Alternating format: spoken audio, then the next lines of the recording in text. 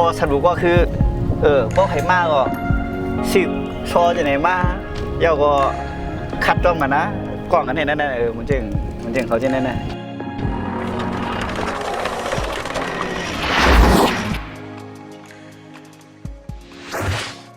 ไม่สงค่าเขาจะจอมช่องเต้นพ่อขาไม่ได้ห้องมันเหลีดีเป็นห้องสภาพแนวเนี่ยได้เลยหัวฟังเนี่ยเชื่อมใจตัวเชื่อมใจพวกเป็นกั้มไตก็เป็นห้องโคโตหัวใจกายโคเป็นกั้มไตเนี่ยไอ้เป็นเฮ็ดมาก็ไล่ต้องไม่ถึงปีป่ะถึงเอาหน่อมก้าวอยู่ถึงปีพี่ป้ายเอาหน่อยแบบจะเอาไผ่ด้านบนเดมิวานให้เขาลูกตั้งบนเข้ามาอยู่ในเมืองตั้งบนเดมิวานทางเป็นวานทางนั้นแต่มโหโอเคมากับหมูก็ดีว่าเลยไล่ตัวมาลองตั้งทิศๆค่ะเนี่ยน้ำอันตั้งใจเนี่ยมันเป็นน้ำจริงนะมันน้ำใจน้ำผู้ไรอย่างมือเฮาเนาะมันเป็นน้ำขังเป็นอ่างน้ำไหมนี่นะมันเป็นอ่างน้ำไหมมันใจน้ำที่ออกมาห้องก้อยฮะเดี๋ยวห้องตัวมันเดมีนั่นนี่เป็นห้องว่าต้องไผ่ใกล้ตัวหนังเกาหลีเพราะตัวหนังเกาหลีดีหันน้ำเดมีเป็นเอาซอยเอาเป็นควายไว้นั่น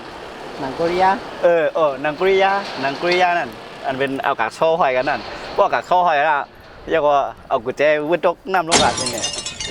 ขนาดที่เกาตีกุริยาวันนั้นเป็นกุญแจนั่นวุ้นตกนั่นเป็นในน้ำไว้เนาะวุ้นตกซองนั่นกว้างด้วยนะนั่นคือเขาได้หักกันดอกจั่วก็น่าจะดิ้นไปได้ในขายความหัวเดี๋ยวเข้าป่าด้วยนี่มีทั้งบุญน่ะที่ไหนก็มีเนาะที่ไหนก็มีเชียงใหม่ก็มีเพราะว่าไผ่มีหมามีสาวห้องมากว้างไว้ด้วยบางเดี๋ยวหักกันหนึ่งกันก็น่าข้ามไปย้ำกว้างไงวะไม่มากว้างยังไงยะเรื่องมากกว่าทีนี้เราต้องมาเล่นน้ำแล้วเนาะมือไก่ฮามาตีมือหมอก3 โมง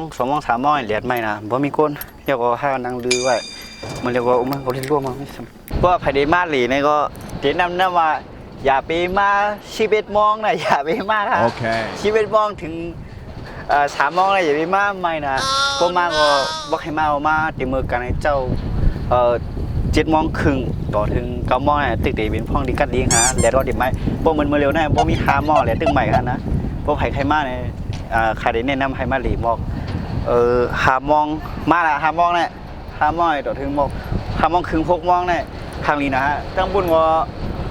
ดีมีตั้งเป็นรถทั้งนั้นก็ทางนี้ค่ะก็พอเขามือกันพอเขาเย้าคลิปนะเขาเดี๋ยวถ่ายอินเสิร์ตทางลีให้ก็ดีเอาไว้บันดังคลิปหาอย่าลืมไปตัวทางเย้าโอเคเดี๋ยวเขาเดี๋ยวกว่าตัวดีตั้งอันคำว่าเมื่อกี้เรื่องเอาหัวใจกับชอบกล่องกันไว้นั่นนะว่ามีอย่างหลายอย่างมีไผ่ละตอนนี้มีจื้อใต้ลิกใต้บนเตียมไว้เนี่ยเขาก็หาเด้อเป็นเกี่ยวกับสปีดในมันปั่นว่างอะไรนั่นพวกกวางในตองในมือออกทั้งมือฮะหรือว่าเป็นดีวางอะไรขึ้นบนร้อยบนในพวกอะไรก็มั่วเพราะว่าไผ่ไข่คันในคารานี้ไว้นะมันดีมีจืงบนห้องว่าน้ำตกเทศเสือเพราะไผ่ไข่อันนี้ก็ใส่ทหารที่ไว้ตั้งใจในห้องปะพวกไข่หันนี่ก็ใส่ใบนะนะจึงห้องน้ำตกเทศเสือไปรังมันหือได้คำหูโอเคนี่ในก็เข้ามาถึงเตียนครับว่าเมื่อกี้ว่าเป็นเฮ็ดกักซ่อกูกันไว้นั่นกวนหักกันนะวันนี้มาเฮ็ดจะได้เนี่ยน่าขอในกักซ่อเตอร์นะในกักซ่อเลือดในแกมาเนี่ยยังไผ่กลมหูเนี่ย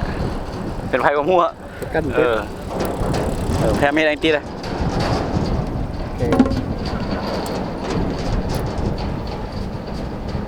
นี่อันนี้เป็นงานเขาคิดว่านี่อย่างนั้นมีเนวมัวเนี่ยทำจ้อยว่ะเขาได้เขาเป็นชู้กันเนี่ยกันเนี่ยประเดี๋ยวมันเตรียมจีกันเนี่ยมาคึกกันไว้ไหนดิเนี่ยนะเนี่ยกำฟองโอโหนะนี่ข้างหัวใจว่ามีอันนี้ทำเป็นเคว่ะเนี่ยน้องเคกับน้องบีเนี่ยใครใจไว้ล่ะปีเคอ่ะนั่นมีก็เหลียวกันแสดงว่ามีจู้กันนะก็เลยนะกล่องก็เหลียวกันเวลาก็ยามมากกล่องก็ออกไปลำหัวหาได้แค่เอาดูในฮาวกันละ3 ก้อนเลยนะว้าวในเป็น3 ก้อนเกือบ 3กอนะอาจจะผู้หญิง2กอคนชายกอนะด้วยเลยหาย ก็ แล้ว ล่ะ เหมือนไม่อายเหมือนไม่ ก็จะน้ำก็จะน้ำนะ เพิ่นมีขายอาทิตย์ไหนวะ ที่ในแอปมีขายเพราะว่าใครมาเนี่ยต้องซื้อมาจากในเมืองอยู่ อ๋อลองซื้อมาในเมืองคณะซองนั่นบ่เชื่อ เพราะ ซ ว่า องนั่น ใครมาเลยตั้งปากนั่นก็อย่าลืมซื้อมาปลาซ้อน่ะนี่ไงนะ แล้วซื้อมาเนี่ยซื้อมาเนี่ยมันลอกให้นะลอกอ่ะ เออ พูดอ่ะว้าวปุ้มไม่เลยโอเคเพิ่นน่ะกาซอได้ขาดให้คือที่ฮักกันตัวโจบ่มีตั้งอยู่ยามวันนั้นก้อยน่ะว่า โอเค ที่เป็นที่เป็นเดโมก้อยน่ะพอถึงเวลามาก็เด็กกว่าก้อยอ่ะมันมีหนำกันนะเมื่อเดจ้าใหม่ๆได้บ่มีหนำฮะก้อยน่ะหลังๆมาเริ่มนำนะ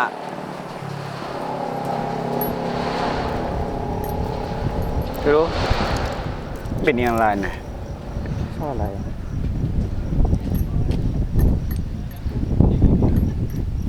ช่างนะครับนี่มีอันไหนฮะซ่อนทางลีมันเนี่ยตัวนั้นอันไหนเขาเป็นมาดีนะมันแบบเจ๋งว่ามีก่อโคมไม้ทางไหนแล้วก็มันถิ่มพอฮะอันไหนดีใครเดียมาก็เลยนะมีเรียกว่ามีก่อโคมไม้ทางไหนมันเดี่ยมพอนะอันไหนเดี่ยมพอนั่นทำเป็นนี่เป็นไม้เรียกเหรอเป็นหนังปลาแล้วเนี่ย ลองเปิดตัวรุ่นอะไรก็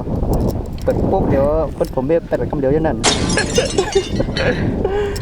กับไม้เขาจะเขียนไว้ว่าคือว่าหมูนั่นแหละทำหูครับแล้วเฮียอย่าไปญาติดักหักไว้นะเป็นกู้ในมันบาปกรรมนะข้างในก็ดีกูนะแน่ก็เป็นกุญแจอ่อนฮะสอนพอสรุปก็คือพวกไห่มาก็สืบซอจะไหนมาเย้าก็คัดจ้องกันนะกล้องกันให้นั่นมันจึงเขาจะนั่นกล้องกันให้แน่ก็เอาซองมาตรวจให้นำเพราะว่าตรงนั้นมือตีหักกันกับดอจัวอันนี้เป็นตั้งอยู่เวียนบนนั้นเป็นใส่ซื้อขู่ในว่าชาวบ้านเชื่อมใจเนี่ยโปรแกรมไทยโปรแกรมไทยเขาก็มันยังเพลงความอันนั้นเป็นห้องว่าหัวใจไก่คู่เนี่ยเนี่ยจริงนะก็แต่เมื่อได้เข้าในห้องเลยที่ในใกล้กันขนาดเนี่ยเป็นห้องว่าชาวบ้านเชื่อมใจเพราะว่าไผ่ไข่มาเลยเนี่ยก็เสิร์ชหาใน YouTube ก็เลยครับใน YouTube ได้ใน Facebook นั่นนะเสิร์ชหาว่าชาวบ้านเชื่อมใจนั่นก็ชาวบ้านขึ้นกวง หัวใจไก่โค หัวใจกายโค